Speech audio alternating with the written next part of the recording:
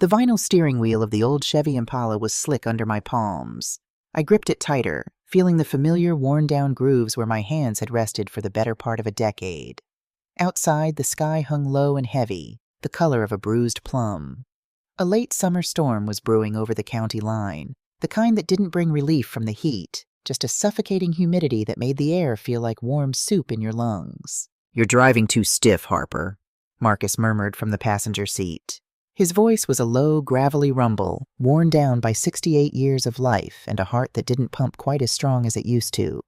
He shifted awkwardly against the seatbelt, pressing a hand flat against his chest. It was a subconscious habit these days, ever since the second bypass surgery. "Relax your shoulders, baby. We're just going to see our boy."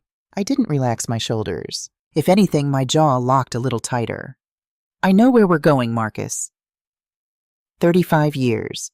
35 years I spent walking the linoleum halls of Mercy General as a head nurse. I'd seen every kind of human wreckage you could imagine. Gunshot wounds from the South Side, mothers crying over stillborns, addicts shaking in the throes of withdrawal. You spend enough time around people at their absolute worst, you develop a sixth sense, a radar for when the air in a room shifts, a gut feeling that tells you when blood is about to be spilled, even before the first drop hits the floor. Right now, my gut wasn't just whispering, it was screaming. Daniel had called 3 days ago, my only son, the boy I had scrubbed hospital bedpans for, working double shifts so he wouldn't have to go to the neighborhood public school where boys his age ended up in gangs or in the ground. I had bought him out of the hood with my own sweat, put him through community college, and helped him put down the down payment on that oversized cookie-cutter house out in the suburbs. "Mom, it's been too long," he had said on the phone. His voice had sounded thin, stretched out like a rubber band right before it snaps. "Lily and I are hosting a big family reunion this Sunday. Everybody's coming. Auntie Sarah, Cousin Ray, the kids. I need you and Dad there early. Come at 2. We've got family business to celebrate." Family business. The phrase tasted like ash in my mouth. Daniel hadn't answered my calls in 2 months. Every time I reached out to ask about his contracting business, I got his voicemail. Whenever I asked Lily to see my grandbabies, she always had an excuse. "Tyler has soccer practice, Harper. Emma's coming down with a cold." Now suddenly, a grand family reunion? And he wanted us there 2 hours before anyone else? "Did you remember to pack your nitro pills?" I asked Marcus, keeping my eyes glued to the gray ribbon of the highway. "In my breast pocket," he patted his plaid shirt. "Stop fussing, woman. You've been wound up tight as a watch spring since Thursday. It's a barbecue. Probably just wants to show off that new deck he was talking about building." I hummed, a sound that held no agreement whatsoever. I glanced at the rearview mirror. The city skyline had long faded behind us, replaced by the sprawling, sterile developments of the deep suburbs. Houses that looked exactly alike, sitting on perfectly manicured lawns with 2-car garages. It was the American dream, bought on credit. But credit always comes due. We turned off the main highway onto Elmwood Drive. The trees here were young, thin saplings planted by developers, offering no real shade. As I navigated the winding suburban streets, the knot in my stomach tightened until it felt like a cold stone. "Here we are," Marcus sighed, pointing a weathered finger at the large slate-gray house at the end of the cul-de-sac. "Number 442. I pulled the Chevy to a slow crawl and stopped at the edge of the driveway. I left the engine running. The low rumble of the motor was the only sound in the dead afternoon air. "Harper, put it in park," Marcus said, looking at me sideways. I didn't touch the gear shift. My eyes were scanning the property, analyzing it the same way I used to scan an emergency room when a trauma code was called. There were no balloons tied to the mailbox. There was no smell of charcoal burning or brisket smoking in the backyard. The front lawn was overgrown, the grass turning a sickly yellow at the edges. But that wasn't what made the hairs on the back of my neck stand up. It was the driveway. Daniel had said everybody was coming. He said we needed to be there early to help set up. But the driveway was empty of family cars. There was no Auntie Sarah's minivan, no Cousin Ray's beaten-up Ford. Instead, parked aggressively close to the front steps, was a matte black sedan. It had dark-tinted windows and out-of-state plates. It was a heavy, ugly car, the kind of car that didn't belong in a subdivision full of minivans and family SUVs. The kind of car that belonged parked outside a pawn shop or a bail bondsman's office. "Marcus," I said, my voice dropping an octave, completely stripped of any warmth. "Look at that car." He squinted through his thick glasses. "Must be one of Daniel's friends from the construction site. You know how those contractors are. On a Sunday? For a family barbecue where nobody else has shown up?" I tapped my fingernails against the steering wheel. Click, click, click. "Lord have mercy, Marcus, open your eyes. The blinds are drawn shut. It's 85 degrees out here and the house looks dead." Marcus blew out a heavy breath, unbuckling his seatbelt. "Harper, you watch too much of that true crime nonsense on the TV. The boy invited us. He's probably inside stressing out because Lily burnt the potato salad. Now turn the engine off before we burn up a tank of gas sitting here." He opened his door, the humid air rushing into the air-conditioned cabin of the Chevy. With a groan, he hoisted his heavy frame out of the seat. I sat there for 3 long seconds. Every instinct, every maternal warning bell forged over 65 years of survival as a black woman in America was telling me to throw the car in reverse and burn rubber all the way back to the city limits. But Marcus was already walking up the concrete path, his breathing slightly labored. I couldn't leave my husband. And God help me, I couldn't walk away without knowing what kind of mess my son had dragged himself into. I killed the engine. The silence that followed felt heavy, oppressive. I grabbed my purse from the passenger seat, a thick black leather tote that weighed a solid 5 pounds. Inside were my keys, my wallet, a small Bible, and a heavy-duty canister of police-grade pepper spray I hadn't taken out since the late 90s. I slipped my hand inside the bag, my fingers brushing the cold metal of the canister, just to make sure it was there. I stepped out of the car. The humidity wrapped around me like a wet blanket. I walked up behind Marcus, matching his slow pace. The closer we got to the front porch, the more wrong everything felt. The porch light was on, completely useless in the middle of the afternoon. A few dead potted plants sat by the door, the soil inside them bone dry and cracked. Marcus reached out and pressed the doorbell. It chimed inside, a cheerful hollow sound that echoed through the house. We waited. 10 seconds. 20. "See?" I whispered harshly. "Nobody's home. Let's go." Just as I turned my heel, the deadbolt clicked loudly, a heavy metallic thwack that sounded like a prison cell being unlocked. The door opened slowly, inch by inch, squeaking on unoiled hinges. Daniel stood in the doorway. I had to suppress a physical flinch. My son, my beautiful bright boy who used to run down the street with a gap-toothed smile, looked like a ghost. He had lost at least 15 pounds since I last saw him at Christmas. His skin, usually a rich, warm brown, looked ashy and gray. Dark, bruised circles hung heavy under his bloodshot eyes. He was wearing a wrinkled button-down shirt that looked like it had been slept in for 3 days, and he was sweating profusely despite the blast of cold air conditioning pouring out from the hallway. "Hey, Dad. Hey, Mom," he croaked. His voice cracked, dry as sandpaper. He didn't look me in the eye. He looked at my shoulder, then down at the welcome mat. "Daniel," Marcus said, stepping forward with a smile, oblivious to the sheer panic radiating from his son. "Look at you. You look like you've been working too hard, boy. Where's Lily? Where are my grandbabies?" Marcus reached out to pull Daniel into a hug. Daniel stiffened, stepping back awkwardly so Marcus's arms fell empty in the air. They're upstairs," Daniel stammered, wiping a hand across his sweaty forehead. "Getting dressed. Come on in. Quickly."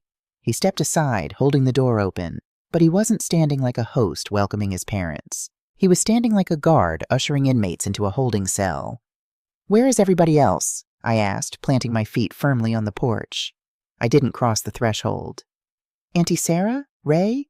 You said this was a reunion." Daniel swallowed hard. I watched his Adam's apple bob nervously. "They're running late, Mom. You know how Sarah is. Just come inside. It's hot out there." "I'm fine right here," I said, my voice hardening into the tone I used to use on unruly residents at the hospital. "Look at me, Daniel. Look me in my eyes." He finally looked up. The sheer, naked terror in his eyes hit me like a physical blow. It wasn't the look of a man stressed about a barbecue. It was the look of a drowning man who had just realized there was no lifeboat. "Harper, please," Marcus muttered, embarrassed by my standoffishness on the front porch. "Stop interrogating the boy on his own doorstep." He bypassed me, clapping Daniel on the shoulder as he walked into the dark hallway. "Smells a bit stale in here, son. Open a window, why don't you?" Once Marcus was inside, I had no choice. I stepped over the threshold, my grip on the leather strap of my purse tight enough to turn my knuckles white. The moment both my feet were on the hardwood floor, Daniel slammed the door shut. The sound echoed off the high ceiling, but it was the next sound that made the blood freeze in my veins. Click, clack, he threw the deadbolt. Then he turned the security chain, sliding it into the metal groove. He locked us in. Daniel? Marcus stopped halfway down the hall, turning around, a confused frown finally breaking through his cheerful demeanor. What are you doing locking it up? People are coming. Nobody is coming, Dad, Daniel whispered to the floor. I pushed past Daniel, marching straight down the hallway toward the living room. If nobody is coming, then whose car is that out front? And why does this house smell like cheap cologne and stale cigarette smoke? I turned the corner into the living room, and the breath was completely knocked out of my lungs. The living room was stripped bare. The expensive sectional sofa Lily had bragged about was gone. The large flat-screen TV was gone, leaving only a rectangular dust outline on the wall. The family photos that used to sit on the mantel had been shoved into a cardboard box on the floor. But it wasn't the missing furniture that made my heart stop. Sitting on two folding metal chairs in the center of the room were two men. They weren't family. They weren't contractors. The first man was built like a brick wall, wearing a tight, cheap polyester suit that strained against his broad shoulders. He had a thick neck covered in faded, jagged tattoos that crawled up to his jawline. He was picking his fingernails with a small silver pocket knife. The second man was thinner, wiry, with slicked-back hair and cold, dead eyes that looked right through me. He wore a dark leather jacket despite the summer heat, and his hands rested flat on his knees. Between them, sitting on the only piece of furniture left in the room, a scratched glass coffee table, was a thick manila folder. Marcus walked up behind me. I felt him bump into my shoulder as he stopped dead in his tracks. I heard his breath hitch, a sharp, wheezing intake of air. "Daniel," Marcus said, his voice trembling now, all the jovial warmth completely gone. "Who are these gentlemen? What is going on in your house?" Daniel didn't answer. He walked past us. His head hung low, and stood behind the two men.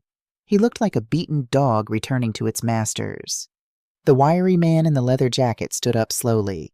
He didn't smile, but his lips curled into a smirk that showed a flash of a gold tooth. "Mr. and Mrs. Carter," the man said. His voice was smooth, oily, like dirty water running down a drain. "Thank you for coming on such short notice. Your son here tells me you're a tight-knit family. People who look out for each other." "I don't know who you are," I said, squaring my shoulders. I refused to let my voice shake. I channeled every ounce of authority I had built up over a lifetime. "But you are going to unlock that front door, and my husband and I are going to walk out of it. Right now." The big man with the neck tattoos let out a low, guttural chuckle. He didn't look up from his knife. "I'm afraid that's not on the itinerary today, Mama Harper," the wiry man said, stepping closer to the glass table. "You see, your boy Daniel here has a problem, a very expensive problem. He tried to play real estate mogul with money that didn't belong to him, money that belongs to my employers." I shot a look at Daniel. "You borrowed from loan sharks?" I spat the words out, the disgust thick in my mouth. "You put your family in debt to street thugs?" Daniel squeezed his eyes shut. "Mom, I tried to fix it. The market flipped. The materials went up." "Shut up, Danny," the big man growled, pointing the blade of the pocket knife at him. Daniel flinched and fell instantly silent. The wiry man tapped his fingers on the manila folder. "He owes us $250,000. The interest stopped compounding yesterday. Today is collection day. He ain't got the cash. His business accounts are frozen. We already took what we could from the house." He gestured lazily to the empty walls. "But he told us he had a safety net. A loving mother and father sitting on a fully paid-off property in the city, plus a fat pension fund." Marcus grabbed my arm. His grip was weak, his fingers trembling violently. "Harper," he gasped, his face turning a terrifying shade of gray. "Harper, my chest." "Don't you do this, Marcus. Breathe," I ordered him, wrapping my arm around his waist to support his weight. I glared at the man in the leather jacket. "We don't have that kind of money laying around. And even if we did, I wouldn't give a red cent to you. Now open that door before I call the police." I reached into my purse for my phone. Before my fingers could even brush the screen, the big man moved with a speed that defied his size. He crossed the room in 2 massive strides, grabbed the strap of my purse, and ripped it violently from my shoulder. The leather tore against my skin, leaving a burning red welt. He dumped the contents onto the hardwood floor. My phone, my wallet, my Bible, and the pepper spray scattered across the wood. He stomped his heavy boot down on my phone. The screen shattered with a sickening crunch. He kicked the pepper spray under the radiator. "No phones. No cops," the big man rumbled, stepping back to his folding chair. My heart hammered against my ribs like a trapped bird. The reality of the situation crashed over me, cold and absolute. We weren't in a suburban living room anymore. We were in a cage, and my own flesh and blood had lured us into it. The wiry man picked up the manila folder and slid it across the glass table toward us. Next to it, he placed a cheap plastic pen. "We ain't unreasonable people," the man said softly. "Inside that folder are transfer deeds for your home on 5th Avenue and documents granting Daniel temporary power of attorney over your savings accounts, all legally drafted. All we need is a couple of signatures. You sign the paper, we wipe Danny's slate clean, and everybody goes home to eat Sunday dinner. Nobody gets hurt. You want me to sign away the house I scrubbed floors for 30 years to buy?" I stared at the folder. It looked innocuous, just brown paper, but it represented my entire life's work, my security, my dignity. "You're out of your damn mind." "Mom, please," Daniel begged, his voice breaking into a pathetic sob. He dropped to his knees behind the table. "They're gonna kill me, Mom. They said they'd take Lily. They said they'd take the kids. You have to sign it. Please, I'll pay you back. I swear to God I'll work every day of my life to pay you back." I looked at the boy kneeling on the floor. I searched his face for the son I had raised. The boy who used to bring me dandelions from the yard. The boy I had protected from the world. He wasn't there. There was only a hollow, terrified shell of a man who was willing to feed his own mother to the wolves to save his own skin. "Where are Lily and the kids, Daniel?" I asked, my voice terrifyingly calm. "Upstairs," he choked out. "Locked in the bedroom. They said if you don't sign, they're going to go upstairs." "He's lying," Marcus wheezed, leaning heavily against my shoulder. He was struggling to pull air into his lungs. "Harper, the house is too quiet. I don't hear footsteps. I don't hear the kids." I looked up at the ceiling. Marcus was right. A house with a 14-year-old and a 7-year-old is never this silent, even if they are locked in a room. There was no muffled crying, no pacing, nothing. "I'm not signing anything," I said, locking eyes with the wiry man. "My husband is a sick man. He is having a cardiac event. If he dies in this living room, you aren't just looking at extortion. You're looking at felony murder. You think your bosses want that heat for $250,000? The man's smirk faltered for a fraction of a second. He glanced at Marcus, who was visibly deteriorating, his lips turning a faint shade of blue. "Sign the papers, lady, and you can take him to the hospital," the man said, pointing to the pen. "I won't sign it while my husband is dying on his feet," I shot back, stepping into the role of the head nurse. I didn't ask. I commanded. "His nitroglycerin pills are in the glove compartment of the Chevy. If he doesn't take one in the next 3 minutes, his heart is going to stop. I am going out to that car to get his medicine. When his color comes back, we will talk about your papers." Daniel looked up, panic flashing in his eyes. "Mom, you can't go outside." "Quiet, Danny," the big man snapped. He looked at his partner. The wiry man evaluated the situation. A dead body in the living room complicated things. Dead bodies draw cops. Cops freeze assets. "Fine," the wiry man said slowly. He gestured to the big man with the tattoos. "T-Bone, escort the lady to her car. Keep a hand on her the whole time. You try to scream, lady, you try to run, and Danny boy here takes a bullet to the kneecap. Then we go upstairs." "I don't need to scream," I said, wrapping Marcus's arm over my shoulder. "I just need to keep my husband alive." "He stays," T-Bone said, stepping into my path. "You go get the pills. He stays here as collateral." "No!" I planted my feet. "If his heart stops while I'm out there, you idiots won't know how to perform CPR. He comes with me, or we all sit here and watch him die, and you don't get a dime." It was a bluff, a desperate, dangerous bluff. But I stared at T-Bone with a gaze so fiercely maternal and unyielding that the giant man actually blinked first. He looked back at his partner. The wiry man waved a dismissive hand. "Take them both to the car. Get the pills. 2 minutes. Then bring them back." T-Bone grabbed me by the back of my collar, his thick fingers digging into my neck. He grabbed Marcus roughly by the shirt. "Walk," he ordered. Daniel stayed on his knees, watching us. He didn't say a word.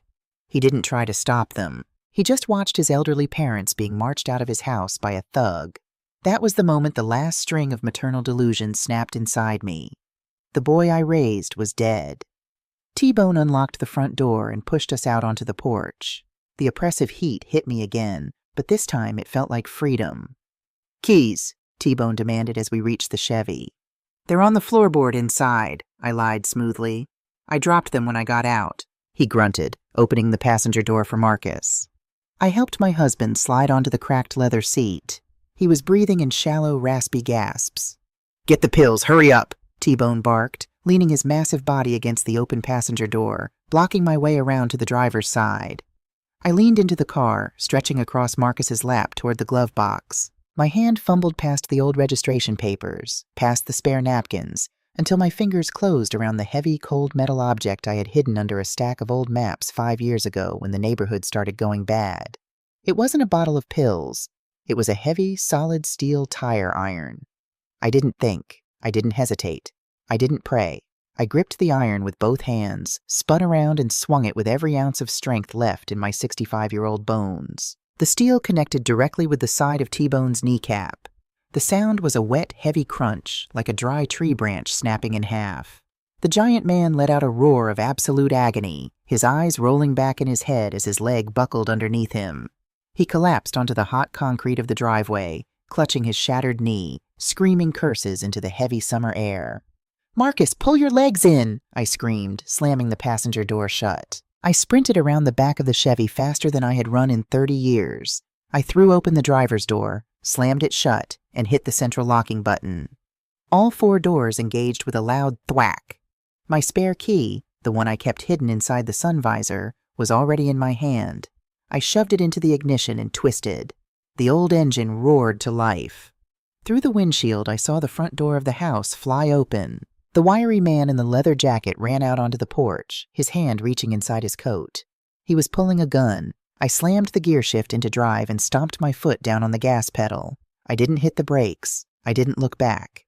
The Chevy tore out of the driveway, the tires screaming against the asphalt, leaving my son, his lies, and his trap in the dust. I didn't take my foot off the accelerator until we were 3 miles down the interstate, merging recklessly into the fast lane. The Chevy's 5.8 engine roared, a mechanical scream that matched the ringing in my ears. My hands were locked onto the steering wheel with such a death grip that my knuckles ached, but I couldn't force my fingers to uncurl. Every time I checked the rearview mirror, I expected to see that matte black sedan weaving through traffic, hunting us down. There was only a minivan and a silver pickup truck. No hitmen, no loan sharks, no Daniel. Beside me, Marcus was making a terrible, wet, rasping sound. His head was thrown back against the headrest, his eyes squeezed shut, and his right hand was clawing at the center of his chest, wrinkling his plaid shirt. The head nurse in me bypassed the terrified mother. Instinct kicked in, cold and clinical. "Marcus, the pills," I barked, my voice sharp enough to cut glass. "Did you take one?" He shook his head weakly, his lips tinged with a terrifying bruised blue.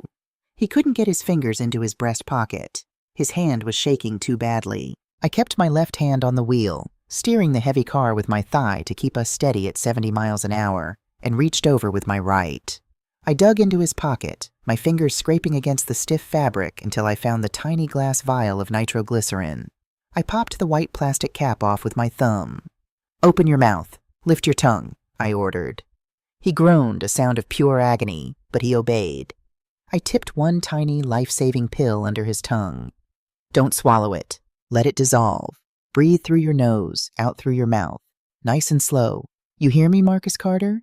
You do not get to die on me today. Not over this." I watched his chest heave. 1 minute passed, then 2. Slowly, agonizingly, the blue tint around his lips began to recede, replaced by an ashy, exhausted pallor. His breathing leveled out, shifting from desperate gasps to heavy, tired sighs. "My phone!" I said as he said, my eyes darting between the road and his face. That animal smashed mine in the living room. Where is yours? Marcus fumbled clumsily at his belt, unclipping his old, battered flip phone and handing it to me. I dialed 911 with my thumb, steering us toward the exit for the east side, where our daughter Clara lived. 911, what is your emergency?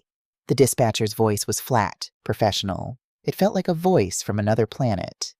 My name is Harper Carter. I need to report an attempted extortion, false imprisonment, and an assault, I said, my voice eerily steady. At 442 Elmwood Drive.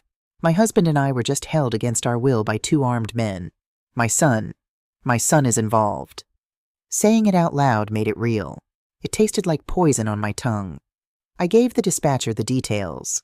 The black car, the neck tattoos, the gun, the fact that I had shattered one of their knees with a tire iron. I told them we were safe, driving away, but that they needed to send squad cars to that suburban house immediately. When I hung up, the silence in the car was heavier than the summer heat outside. He set us up, Harp, Marcus whispered. Tears were pooling in the deep wrinkles around his eyes, spilling over and tracking down his cheeks. I had known this man for 40 years, and I could count on one hand the number of times I had seen him cry. Our boy set a trap for us. I didn't answer. I couldn't. If I opened my mouth to speak, I knew a scream would come out, and I wouldn't be able to stop it. I just pressed the gas pedal a little harder. Clara lived in a renovated brownstone back in the city proper. She was a corporate tax accountant, sharp, organized, and utterly devoid of the soft, enabling tendencies I had always shown Daniel. When I pounded on her heavy oak front door, she opened it wearing reading glasses and a tailored sweatsuit, a binder of tax codes under one arm. One look at our faces, and the binder hit the floor. "Mom? Dad? What's wrong?" she asked, pulling us inside and locking the deadbolts in one fluid motion. "Sit your father down," I said, my voice hollow. "Get him a glass of water. No ice." For the next 2 hours, Clara's pristine, minimalist living room became a war room. 2 police officers from the city precinct arrived to take our preliminary statements while coordinating with the county sheriffs out in the suburbs. Sitting on Clara's cream-colored sofa, I had to lay my family's shame bare for 2 strangers in uniform. I told them about the fake reunion, the empty house, the demands for $250,000, and the transfer deeds.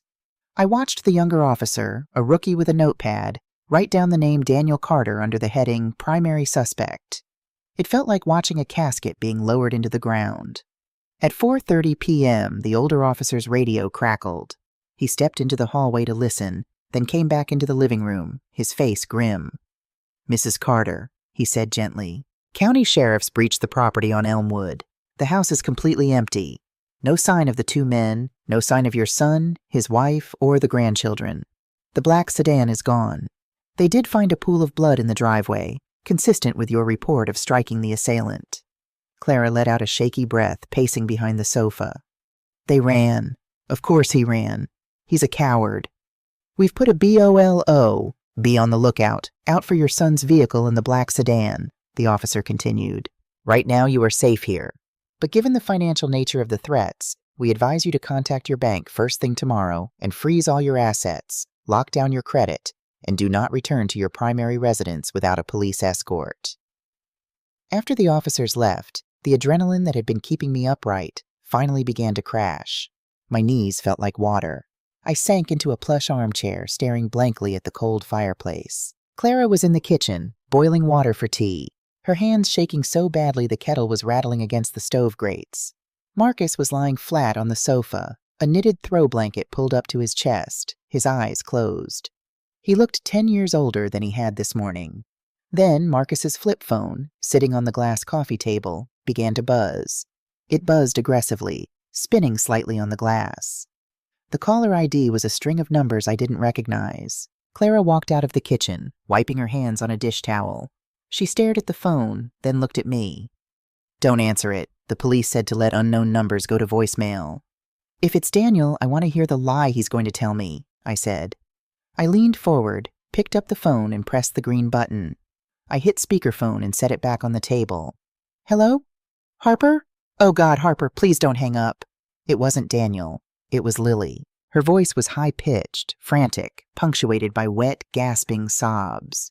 In the background, I could hear the distinct, heavy rumble of a commercial ice machine and the distant roar of a highway. A motel. My jaw tightened. "Where are you, Lily? And where is my son?" "I don't know where Daniel is. He took off in his truck after you left." The men were furious. The big one, his knee was destroyed. He was screaming. They threw Daniel against the wall and told him his time was up. I grabbed Tyler and I ran out the back door while they were yelling. "Where is Emma?" I demanded, my heart leaping into my throat at the thought of my 7-year-old granddaughter. "She's at my sister's house," Lily sobbed. "I dropped her off yesterday. I knew something bad was going to happen today, Harper, but I couldn't get Tyler out of the house. Daniel wouldn't let me." "You knew?" Clara shouted, stepping toward the phone, her accountant's composure completely shattering. "You knew they were setting up our parents to be robbed at gunpoint, and you went along with it?" "You don't understand, Clara," Lily shrieked, the raw panic of a cornered animal in her voice. "You think I wanted this? Daniel lost everything. The business went under 3 months ago. He borrowed money from these monsters. Last week, the skinny guy with the leather jacket cornered me at the grocery store. He knew Tyler's school schedule. He knew what route the school bus takes." The room went dead silent. Only the sound of Lily's hyperventilating filled the space. "He told me," Lily choked out, "that if Daniel didn't pay them by Sunday, they were going to put Tyler in the trunk of a car, and we would never see him again. They said Daniel's parents had the money. Daniel swore to me that if we just got you to the house, you would sign the papers to save us. He said nobody would get hurt. He promised me, Harper." I closed my eyes. The anger inside me, a blazing, white-hot fury, collided violently with the sick, twisting empathy of a mother. Lily was a fool. She was weak, materialistic, and she had enabled Daniel's delusions of grandeur for years. But she was also a mother who had been told her 14-year-old boy was going to be stuffed into a trunk. Fear makes people do evil things. It doesn't excuse the evil, but it explains the math. "Is Tyler safe right now?" I asked, keeping my voice dangerously level. "Yes. He's sitting right here on the bed. He's terrified. Harper, I don't have any money. My cards are maxed out. I'm at a Super 8 off Interstate 95, exit 42. Please, don't tell the police I called. I just wanted you to know I'm sorry." "You keep that door locked, Lily," I said coldly. "Don't open it for anyone but a badge."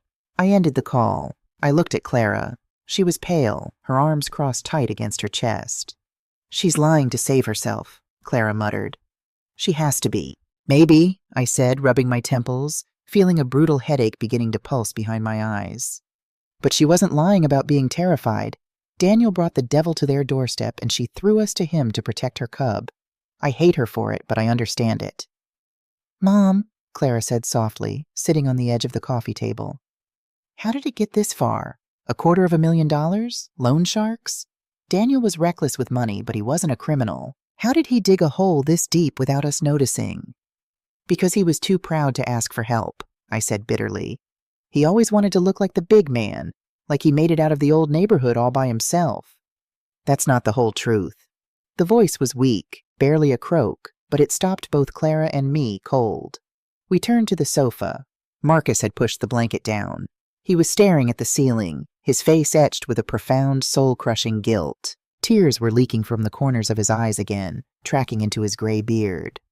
"Marcus?" I stood up, my nurse's instincts flaring again. "Are you hurting? Is it the chest pain?" "It's not my heart, Harper," he whispered, turning his head slowly to look at me. His eyes were haunted. "It's my conscience." He struggled to sit up. Clara hurried over, putting a pillow behind his back to prop him up. He wouldn't look at her. He wouldn't look at me. He just stared at his own trembling hands resting in his lap. "6 months ago," Marcus began, his voice breaking, "Daniel came to me. He met me at the diner down the street from the hardware store. He looked bad, Harp, like he hadn't slept in weeks. He told me the supply chain issues had ruined his latest contract. He was facing bankruptcy. A cold dread began to pool in my stomach, far worse than the fear I had felt staring down the barrel of a gun in Daniel's living room. "What did you do, Marcus?" I asked. The room felt suddenly freezing. "He begged me not to tell you," Marcus choked out a sob. "He said you would judge him, that you'd tell him he was a failure, that he should have stayed a regular carpenter instead of trying to own the company. He just needed a bridge loan, just a little push to get him through the quarter." "Marcus, Clara gasped, putting a hand over her mouth. Dad, no. I gave him $50,000. Marcus wept, burying his face in his hands. The number hit me like a physical blow. 50,000? Marcus, we don't have $50,000 in liquid cash. The savings account only has... I took out a second mortgage on the house, he confessed, the words tumbling out of him like blood from an open wound. I went to the bank. My name is on the deed too. I leveraged the equity. I wired the money to his LLC account. He promised me he would pay the monthly installments himself. He swore on my life, Harper. I couldn't breathe. The air in the room had vanished. He paid the first 2 months, Marcus continued, his voice muffled behind his hands. Then the payments stopped. When I called him, he made excuses, said the checks were clearing late. Then he stopped answering my calls altogether. I tried to fix it, Harp. I took part of my pension payout early to cover the mortgage so the bank wouldn't send a notice to the house. I was going to tell you. I was just trying to give the boy a chance to fix his mistakes like a man. I took a slow step backward, my legs bumping against the edge of the armchair. I sat down heavily, staring at the man I had shared a bed with for 40 years. Suddenly, the pieces of the nightmare clicked into place. The puzzle was complete, and the picture it formed was hideous. Daniel hadn't just stumbled into the arms of loan sharks by accident. He had already burned through his legitimate lifelines. He had bled his father dry, secretly putting our home, the home I had worked double shifts for 30 years to own, on the line. When that $50,000 wasn't enough to save his sinking ship, when the banks cut him off, he had nowhere left to turn but the streets. And Marcus, my steady, quiet Marcus, had enabled it. His silence, his desire to protect his son's fragile pride, had provided the gasoline. Daniel had struck the match, and today the whole family had almost burned alive in the resulting fire. "You lied to me," I whispered. It wasn't a shout. It was worse. It was the flat, dead tone of a woman who had just realized the foundation of her entire life was built on rotting wood. "I wanted to protect him," Marcus sobbed, reaching a hand out toward me. "I'm his father, Harper. I just wanted to help my son." "You didn't help him, Marcus," I said, my voice eerily calm as I looked at his outstretched hand without taking it. "You dug his grave, and then you let him try to throw us into it." The worst betrayal wasn't the gun, or the thugs, or the locked door. The worst betrayal was the silence. It was the terrible realization that the monster who had tried to steal my life today wasn't born in the shadows. He had been carefully, quietly raised in the warmth of our own secrets. The back of a police cruiser is built for containment, not comfort. The hard plastic seat offered no give, and the thick plexiglass partition separating me from the patrol officer smelled faintly of ammonia and stale coffee. As we drove through the city, the late afternoon sun cast long, distorted shadows across the asphalt. I watched the neighborhoods blur past my window, from the affluent, tree-lined streets near Clara's brownstone to the grittier, concrete-heavy blocks of the downtown precinct. I had spent my entire adult life trying to keep my family out of the backs of police cars. I had worked holidays, taken double shifts, and swallowed my pride more times than I could count, all to ensure the Carter name stayed clean. And yet, here I was, riding in the cage, escorted by the flashing red and blue lights of a reality I couldn't outrun. When we pulled into the underground garage of the central precinct, the air was thick with exhaust fumes and the heavy scent of damp concrete. The patrol officer, a young man who looked like he barely needed to shave, opened my door and offered a respectful, sympathetic nod. I didn't nod back. I just gripped the handle of my purse and followed him to the elevator. The detective's floor was a sensory overload. It was a symphony of ringing phones, the frantic clacking of keyboards, and the low, urgent murmur of a dozen different conversations. Fluorescent lights buzzed overhead, casting a sickly pale wash over the worn linoleum floors. Detective Vance was waiting for me by the water cooler. She had shed her jacket, her shoulder holster stark against her white blouse. "Mrs. Carter," she said, her tone professional but laced with a quiet solidarity. "Thank you for coming down. I know this is the last place you want to be." "The last place I wanted to be was held hostage in my son's living room, Detective," I replied, my voice dry. "This is just the paperwork. Where is he?" "Processing. They're fingerprinting him now," Vance said, leading me down a narrow hallway lined with doors featuring small, wire-reinforced windows. "Detective Miller is waiting for us in the briefing room. We recovered some things from the lake cabin and from a secondary location that you need to see before you talk to Daniel. She opened the door to a small, windowless room. The air was stifling, smelling of ozone and old paper. Detective Miller was sitting at a metal table, surrounded by manila envelopes, clear plastic evidence bags, and a laptop. "Have a seat, Harper," Miller said. He had dropped the Mrs. Carter. We were in the trenches now. I sat down, folding my hands on the cold metal surface of the table. "You said you found things. Did you find the men?" "Not yet," Miller sighed, rubbing his jaw. "But we found their car, the black sedan. It was abandoned in a strip mall parking lot about 10 miles from Elmwood Drive. Wiped clean of prints, plates removed. It's a ghost car, likely stolen weeks ago. These guys are professionals, Harper. They aren't neighborhood corner boys." I hit one of them with a tire iron. "A man that size with a shattered kneecap can't hide forever," I said flatly. "Hospitals and urgent care clinics are on high alert," Vance added, taking a seat beside Miller. "But that's not what we brought you in to look at." Miller reached for a thick, clear plastic bag. Inside was a black metal lockbox. It looked old, scratched, and battered. I recognized it instantly. It was the fireproof box Marcus used to keep in his home office closet, where he stored his old tax returns, birth certificates, and the original deed to the lake cabin. "When Daniel was arrested at the cabin, he had this sitting on the kitchen table," Miller said. "He had popped the lock with a crowbar. Do you know what's inside?" "Old papers," I said, my brow furrowing. "Nothing of immediate value. Why would he take that?" "Because he was desperate, and desperate people make mistakes," Vance said. She pulled out a stack of paper from a separate folder. "He wasn't just looking for the cabin deed to sell it. He was looking for collateral. We found these printed out inside his truck." She slid the papers toward me. I picked up the top sheet. It was a printout of Marcus's life insurance policy, a policy that paid out $250,000 upon his death. My blood ran ice cold. The memory of the living room rushed back, Marcus gasping for air, clutching his chest, his lips turning blue. I remembered the wiry man in the leather jacket looking at my dying husband and telling me to sign the papers before I could get his pills. "He took a copy of your husband's medical files, too," Miller said quietly. "From the house. He knew exactly what medications Marcus was on. He knew how fragile his heart was." "Are you telling me—" The words felt like ground glass in my throat. I couldn't finish the sentence. The implication was too monstrous, even for the nightmare I was currently living. "We are not officially charging him with attempted murder," Vance said quickly, sensing the terrifying spiral of my thoughts. "There isn't enough to prove he intended for Marcus to die, but the negligence, the premeditation to put a man with a severe heart condition under that kind of extreme, life-threatening duress, it speaks to a profound level of depravity." I dropped the paper back onto the table. I felt physically sick. The $50,000 Marcus had secretly given him wasn't just a stolen loan.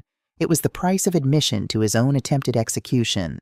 Daniel had looked at his father, the man who had compromised his own retirement to save him, and seen nothing but a walking payout. "There's more," Miller said. He turned the laptop screen toward me. "When we arrested Daniel, we confiscated his cell phone.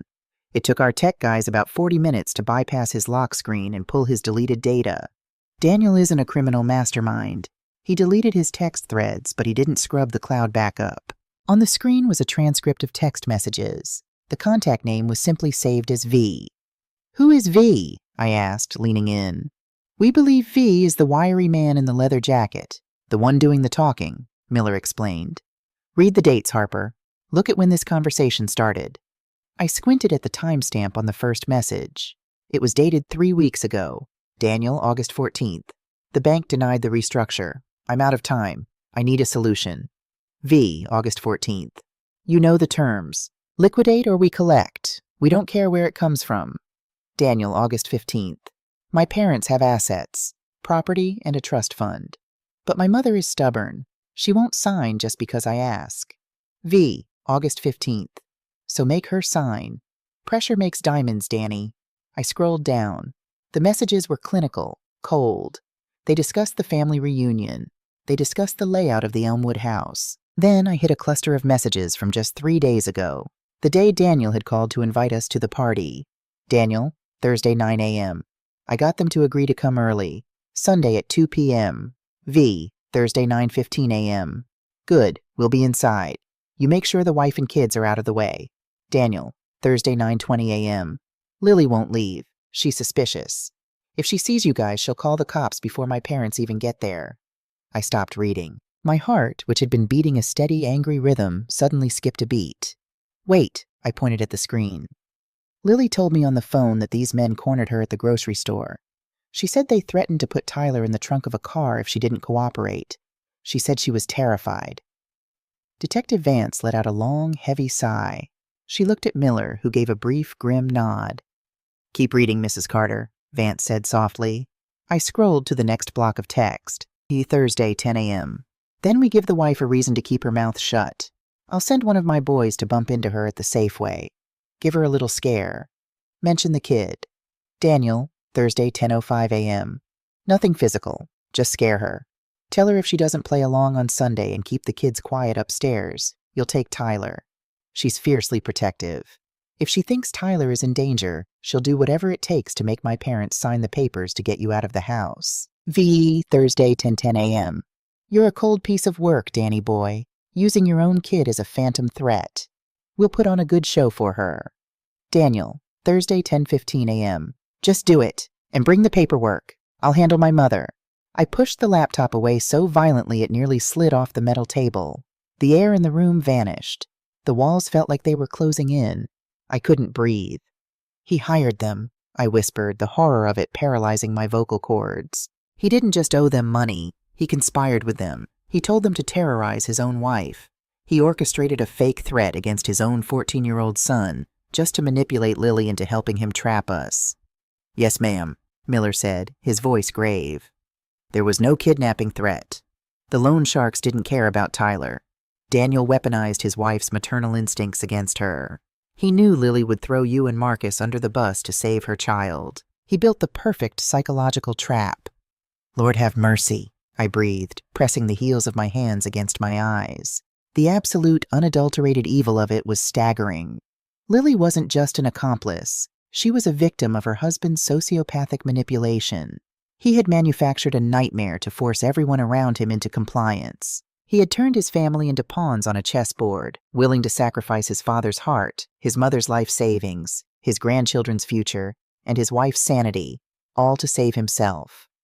He's a monster, I said. The word didn't feel dramatic. It felt like a clinical diagnosis. He's a man who backed himself into a corner and decided everyone else should bleed for it, Vance said, standing up. Harper, we have him in interview room B. He doesn't know we have these texts yet. He thinks we only have him on fleeing the scene and breaking into the cabin. He thinks he can spin a story about being a victim of extortion. He wants to talk to you, Miller added, closing the laptop. He thinks if he cries enough, if he plays the desperate, frightened son, you'll refuse to testify. Without your testimony regarding the assault and the false imprisonment, and with Lily fleeing the jurisdiction, the extortion charges get very flimsy. He knows that. He's banking on a mother's love to get him out of this. I stood up. My knees didn't shake. My hands were perfectly still. The head nurse had completely taken over. The woman who had coddled a little boy with a gap-toothed smile was dead and buried. Take me to him, I said. Vance led me out of the briefing room and down another labyrinthine hallway. The lights here were dimmer, the air colder. We stopped in front of a heavy steel door with a keypad. Next to it was a smaller door that led into the observation room. He's in there, Vance said, gesturing to the observation room. You can look at him through the glass first. Take as much time as you need.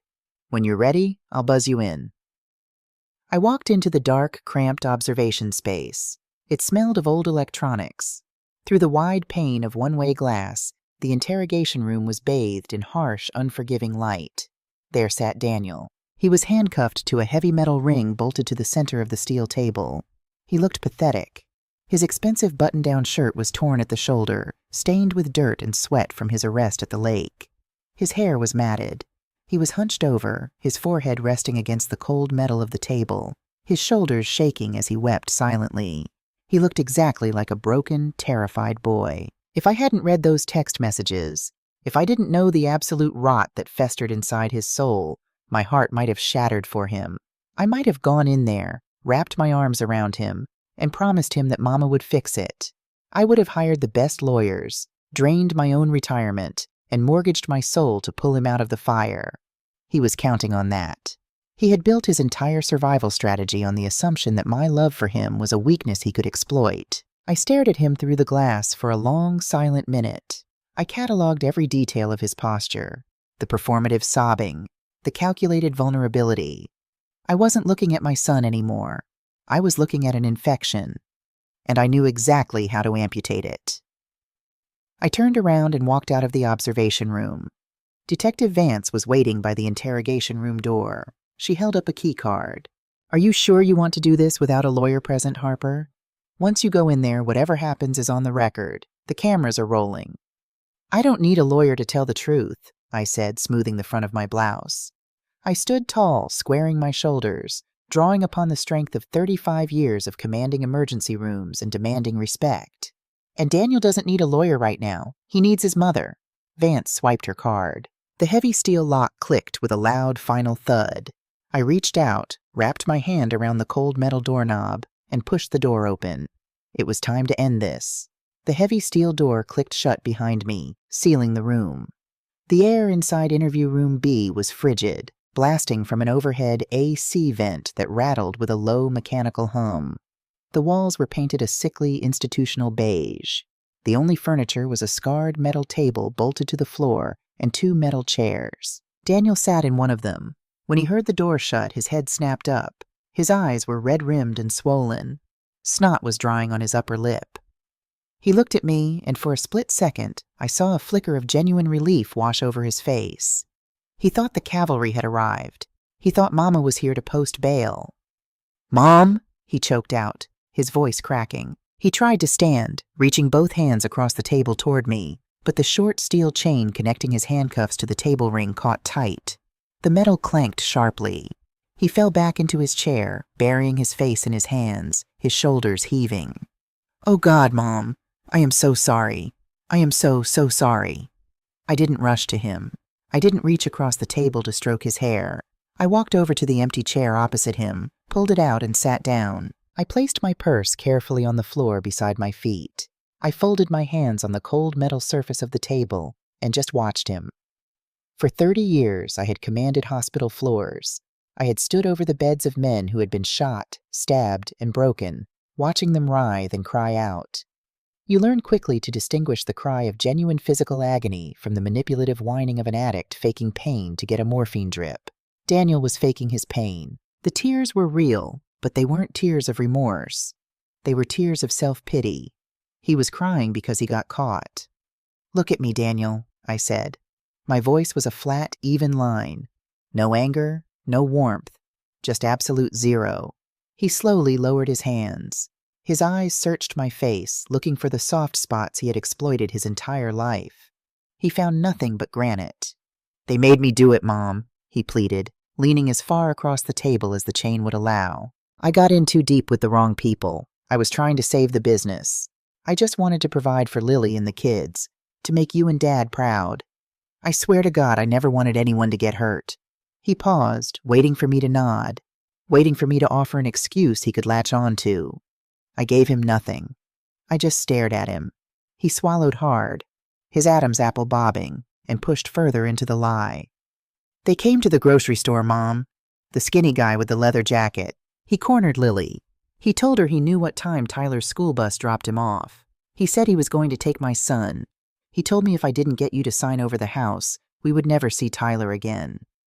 What was I supposed to do? Let them take my boy?" It was a masterclass in manipulation.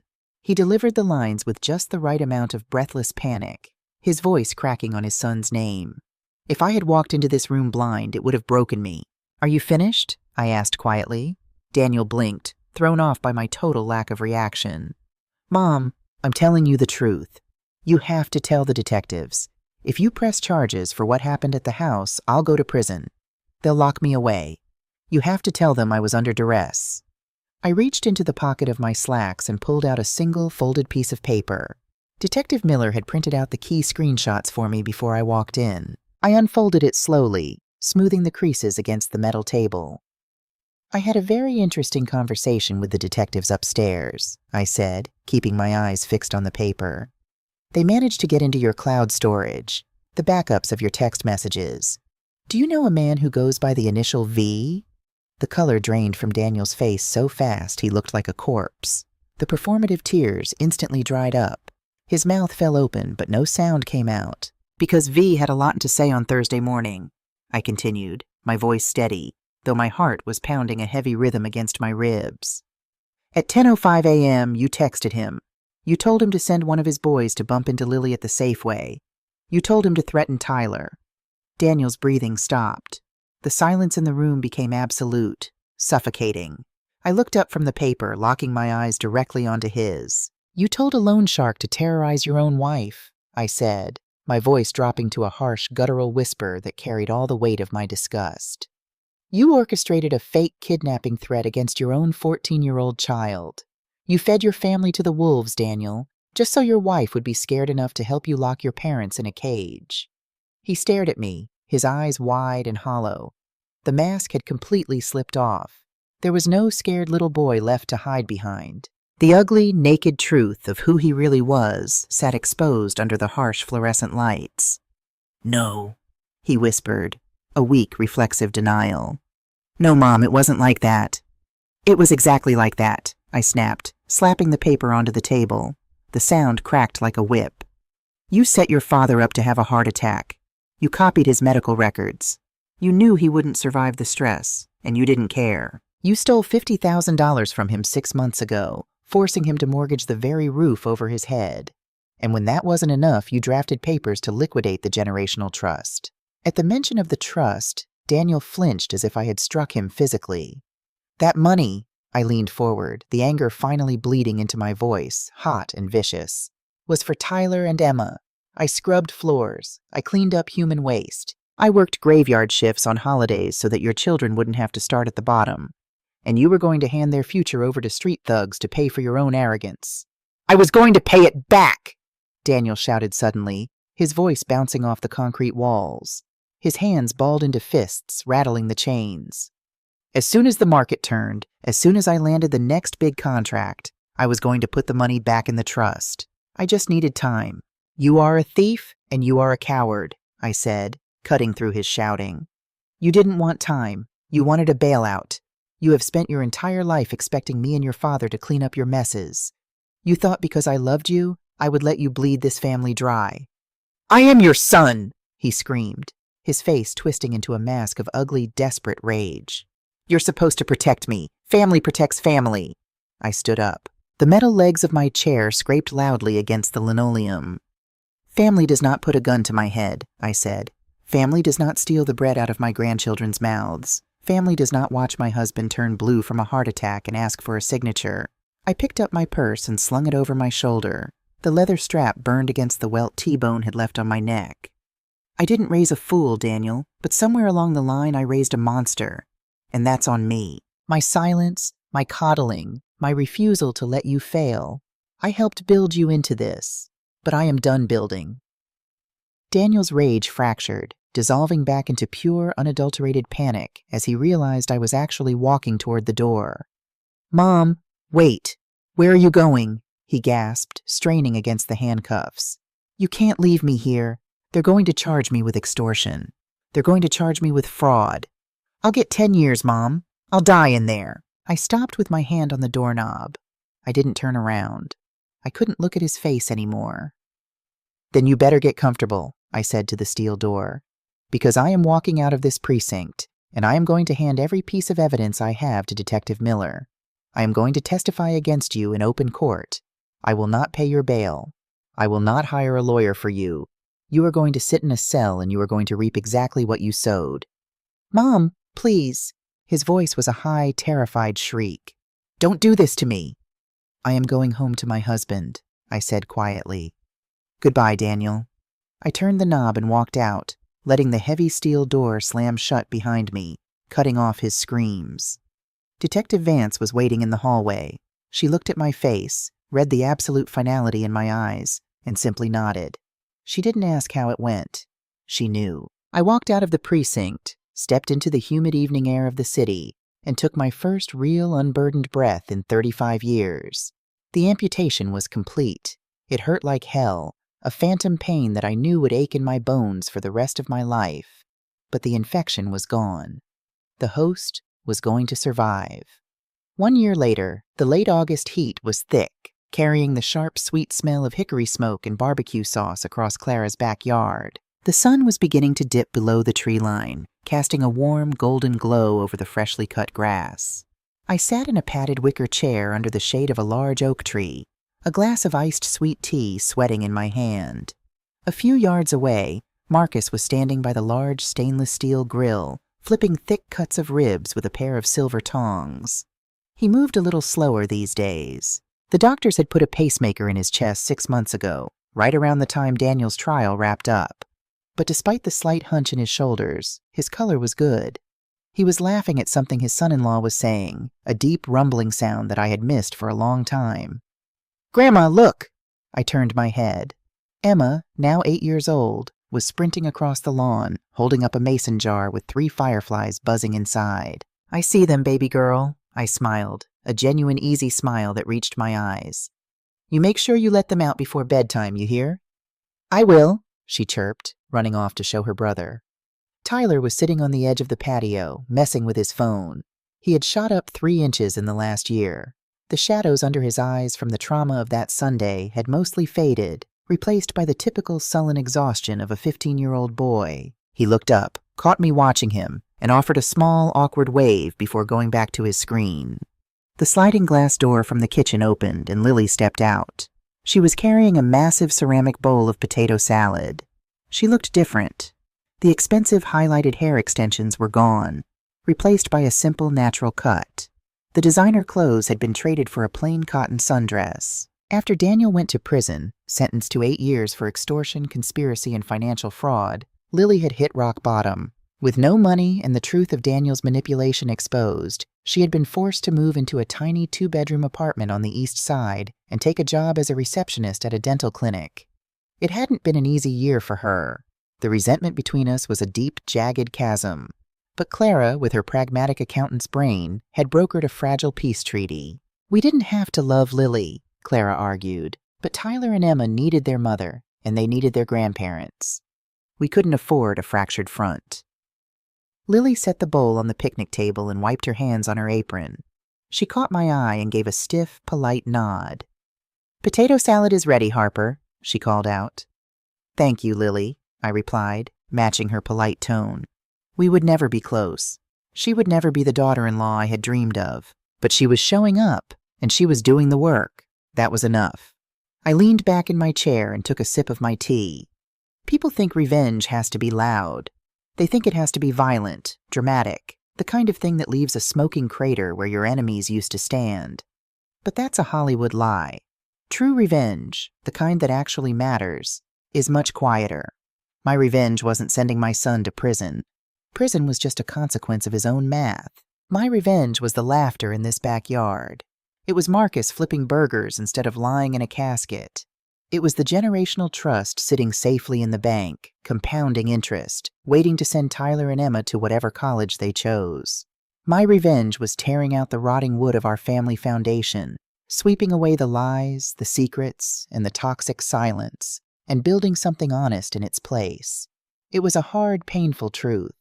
A truth that cost me my only son. But looking at my grandchildren running freely under the fading summer sun, breathing in air that belonged entirely to us, I knew one thing for absolute certain. I would make the exact same choice all over again.